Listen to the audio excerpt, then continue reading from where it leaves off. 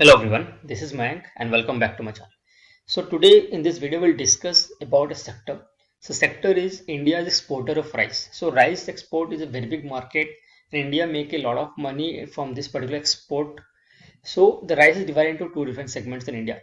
Basically export the basmati and non-basmati. So we'll discuss about the sector as a whole, the growth that happened and the reason behind it, and the kind of challenges which sector is facing in this current time. We'll not discuss about any stock in this video, but we'll definitely discuss stock in the follow-up videos. So this video can be a part of a series where we'll discuss stock, the sector, and some stock from both basmati and non-basmati sector. So if you have any stock, if you want to know more about any stock, if you have any stock suggestion, please let us know in the comment section so that we can create a video analysis on that particular stock. And before we jump further into discussion, humble request that if you think the videos are getting helpful, if it's helping, then please do like the video so that it can reach to more and more people can know about the concepts. Saying that, let's jump into the video discussion. So first we'll discuss about the sector rice. So in financial year 2021, rice exports increased by 87% to 17.72 million tons. So this made India the number one rice exporter in the world. And this, the total figure constitute both basmati and non-basmati rice export in 2021. So why this happened? First thing, why this 87% increase in Indian export? So there are two reasons behind it. First reason is the production of rice was a lot. This was huge production last year. And second thing, the price of rice, export price of rice in India is relatively cheaper than other countries. And that's the two reasons why export from India has increased. Third reason, which is not related to India but related to other countries, because of pandemic, other countries who generally rely on export start exporting more quantity so that they can hold the rice to prepare them for the upcoming pandemic, different second phase, third phase, things like that. So it's kind of they wanted to create a food safety for their own country, and India contributed a lot in that particular food safety of that those countries which are importing from India, and that was the reasons are cheaper price from India and also the availability is was huge. Because of this, India became the first largest country exporter, and the volume itself says 87% increase in the volume. Second point, if you see in terms of, so that's a volume in terms of money, 8,815 million US dollar was the revenue in 2021. That was 38% increase from 1920, where it was $6,397 million. So this is 38% revenue jump is huge. You can see how much money has India just because of 1 year. The kind of revenue shot up because of rice export, and this has made rice export a very lucrative uh, portion of exports from India. And India is, as a country, India is looking a lot in this particular. What I mean, India is looking a lot in optimizing the process of exporting more and more rice to more and more countries. And this has also put a focus that, as per the analyst, as per the report from the government organization, the export of rice will cross even further in this particular year. This, so last year it was 17.72 million tons. This year estimating that it will cross even that. So it's rising. And since I told you, India is seen that the market is huge and India has become a large exporter, India is exploring new markets. So the new markets are countries belonging to African region, some countries belongs to Asian region, and some are the European Union region. So this everything together has been controlled by an organization called APEDA, which translates to Agricultural and Processed Food Product Export Development Authority. So what is the role of APDA? APDA goes out to each and state and contact the people or contact the organization in each state and discuss about different mechanisms through which they can improve the production of rice by connecting to farmers or people who are in the entire chain of exporting rice, producing rice, so that India can export more and more. So there are some states which are doing very good already, and there are some states which are producing rice but they're not into that kind of export. So this particular organization brings all things together, develops the plan, implement the plan, and help the states to become part of this export industry. So APED is a very important spoke in the entire wheel of rice export. Going further, we'll see this chart. This chart says how India has grown for last 4 years. If you see in terms of the growth of rice export. So if you see here, you can pause the video and you can have a detailed look into it. I'll just read out this. So in terms of volume, Basmati was 4.41 million in 2018-19. This again increased to marginally to 4.45, but 2021 increased to 4.63, and so far in this year it is 2.16. So far the same, this is till September. Non-basmati is always more than basmati. So non-basmati is 7.59, then it became to 5.4, it reduced, and then in 2021 the jump was huge. It was 13.09 in terms of sales, and in 2021 so far it's 19.63. So far again I'm saying it's still your October, okay, from April to October. So this is the jump. Numbers are looking good. Same is given in terms of million dollars also. So 4722, 4330, and now it is 1854 already. Now you can see the price, the volume is more. Suppose I take this 2020 and 2021, the particular column. If you see, the basmati export was 4.63 million ton and revenue was 29,849 crores.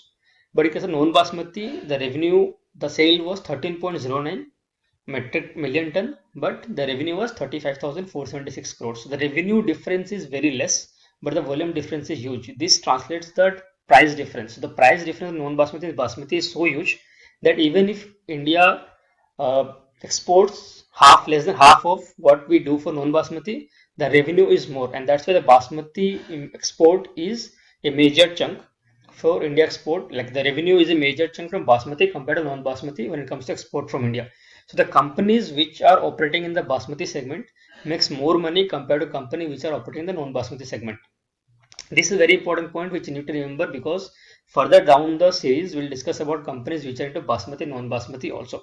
Not in this video, in other videos. So when we remember this particular point, then you understand even if some company is selling more volume in the non-basmati segment, then the company which is in basmati segment, the company in the basmati segment makes more money compared to the non-basmati segment. I'll repeat again if it is becomes a bit jumbled. The company which are in the basmati segment export makes more money compared to companies in the non-basmati segment, even if the volume in the non-basmati segment is more. This is because of the price differentiation. You can pause and read everything in numbers again. We'll go further. So there are two segments I told you: non-basmati segment and basmati segment. Non-basmati segment, India has exported to 9 new countries, customer countries.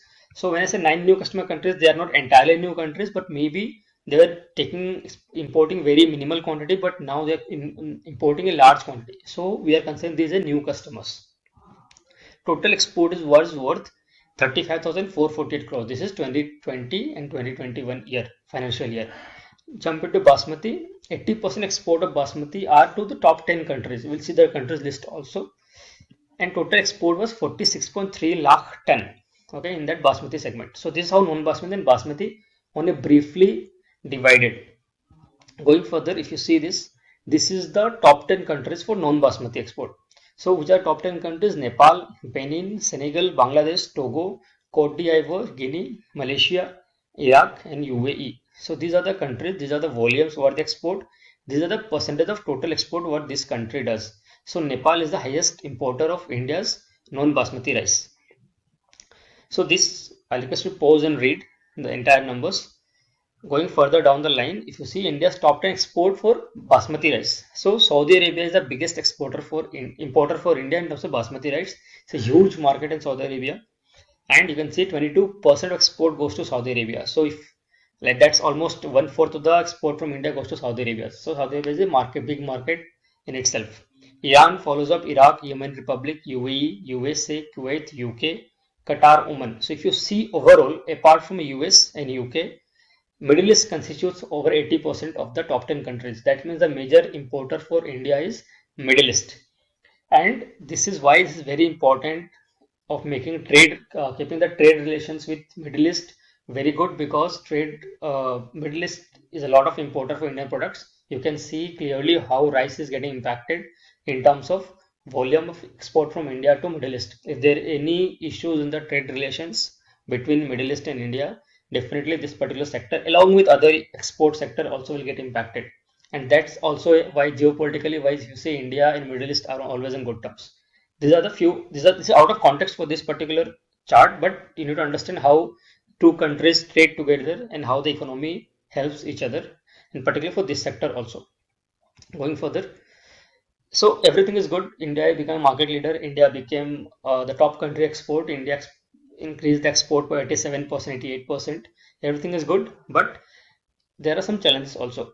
So there are multiple challenges. One of the challenge is unpredictable monsoon. So last year monsoon got delayed till October. This what happened? This because of this, the production was less, and since production was less, the price increased. And when the price increased, the countries which are in the importing, they stopped, or rather they delayed it because they wanted the price to decrease so that they can import more. So it's a price sensitive also. And this monsoon, which became unpredictable, basically delayed, because of which there's impact on the overall market. So this happened this year also. If you see this year's revenue for more rice companies, you will see there is a decline in for that quarter because of monsoon in delay. Sorry, delay in monsoon. This is one reason. Second big reason is global issue in shipping industry. So not only rice, but any other export is getting impacted because of the issue in the shipping industry. Some ships are coming late, and there's always you can say lack of containers also, shipping containers. So this overall, the shipping industry is getting hampered. Overall, containers are not available to ship product from one part of the country to one country to other country, and overall shipping supply chain is getting all screwed up. There can be different video altogether to create to understand how this, what is the issue, how this issue has come, and what by when can it be resolved, and how it can be resolved, or how it will be resolved. So we can have an entire video on that. But for now, understand there is a big issue in shipping industry because of which export is getting hampered from one other country. It's not about India, it's about other countries also. It's a global issue. It's not related to India. Other issues, geopolitical concerns. So we know what's happening right now, Ukraine, Russia, and it's not only about Ukraine, Russia. Ukraine, Russia are just two countries which are fighting head to head, but there are a lot of countries which are taking sides. For example, India has not taken any sides, but USA has one side, Belarus has one side, Iran is on one side. Okay, so there's a lot of geopolitical tensions are going on because of these sanctions, and all things will come into picture. It's already in the picture, but it's a Cold War situation, which is, I hope it doesn't come, but it looks like this Cold War is already going on between different countries for different concerns. It's like countries are taking sides, and these geopolitical concerns always are bad for any kind of export. And rice export is also will get hampered because of geopolitical concerns. So the current situation is a challenge for this particular industry. Other challenge, the price of crude oil. Because of geopolitical concern, the price of crude oil is increasing like anything. Because of this, the price hike will be there in the shipping industry.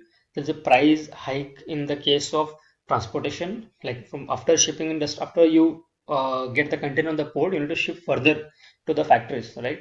So their price increase in that. Because of this, the margin contraction from the manufacturers or from the companies which sells rice.